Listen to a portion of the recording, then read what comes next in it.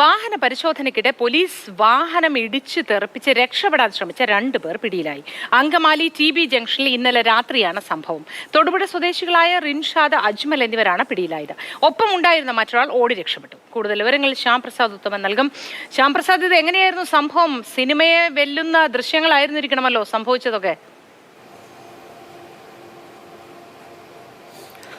മൊത്തം തീർച്ചയായിട്ടും അങ്ങനെ തന്നെ വേണം കരുതാൻ. കാരണം ഇന്നലെ രാത്രിയാണ് അങ്കമാലി പോലീസ് സാധാരണ റോഡിൽ പരിശോധന നടത്തുകയായിരുന്നു. ആ ഘട്ടത്തിലാണ് നമ്പർ പ്ലേറ്റ് ഇല്ലാതെ ഒരു വാഹനം വരികയും തുടർന്ന് ആ വാഹനം തടയുകയുമായിരുന്നു.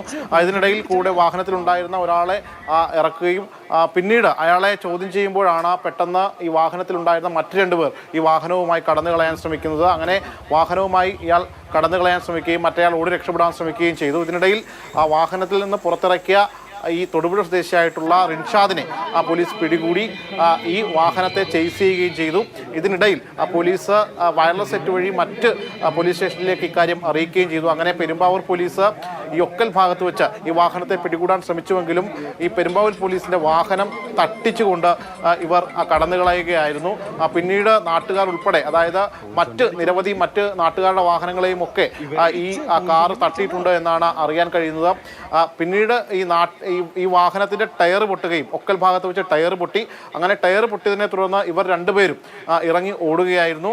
ഈ ഇറങ്ങി ഓടുന്നതിനിടയിൽ ഇതിൽ അജ്മൽ എന്നയാളെ പിന്നീട് നാട്ടുകാരും ഒക്കെ കൂടി ചേർന്ന് രാത്രിയോടുകൂടി ഈ തൊടുപുഴ സ്വദേശിയായിട്ടുള്ള അജ്മലിനെ പിടികൂടി. ഇനി പിടികിട്ടാനുള്ളത് അരുൺ എന്നയാളാണ്. പ്രധാനമായിട്ടും പോലീസ് സംശയിക്കുന്നത് ഇവർ മയക്കുമരുന്ന് മറ്റ് സാധനങ്ങളുമായിട്ട്, ലഹരി പദാർത്ഥങ്ങളും മറ്റുമായിട്ട് വരികയായിരിക്കാം. അതുകൊണ്ടായിരിക്കാം ഒരുപക്ഷെ പോലീസിനെ കണ്ട് ഇത്തരത്തിൽ പാഞ്ഞു പോയതെന്നാണ് മനസ്സിലാക്കുന്നത്. എന്തായാലും നിലവിൽ ഇന്നലെ രാത്രിയോടുകൂടി വാഹനം പൂർണ്ണമായി പരിശോധിച്ചു.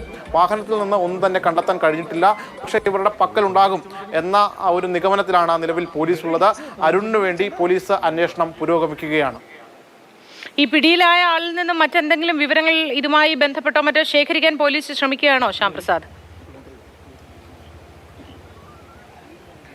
തീർച്ചയായിട്ടും തൊടുപുഴ സ്വദേശിയായിട്ടുള്ള റിൻഷാദ്, അതോടൊപ്പം തന്നെ ഈ അജ്മലും തൊടുപുഴ സ്വദേശിയാണ്. ഇവർ എവിടെ പോയി എന്നത് സംബന്ധിച്ചുള്ള കാര്യങ്ങളാണ് പോലീസ് ആദ്യഘട്ടത്തിൽ തിരക്കിയത്. ഇവർ ആലുവ ഭാഗത്ത് നിന്ന്, അതായത് ഈ തൃശ്ശൂർ ഭാഗത്ത് നിന്നാണ് ഇവർ എത്തിയത് എന്നാണ് മനസ്സിലാക്കുന്നത്. ഇവർ തിരിച്ച് തൊടുപുഴയിലേക്ക് പോവുകയാണ് എന്നും പോലീസ് മനസ്സിലാക്കുന്നു. മറ്റ് കാര്യങ്ങളൊന്നും തന്നെ ഇവരിൽ നിന്ന്, ഈ പിടിയിലായവരിൽ നിന്ന് ലഭ്യമായിട്ടില്ല.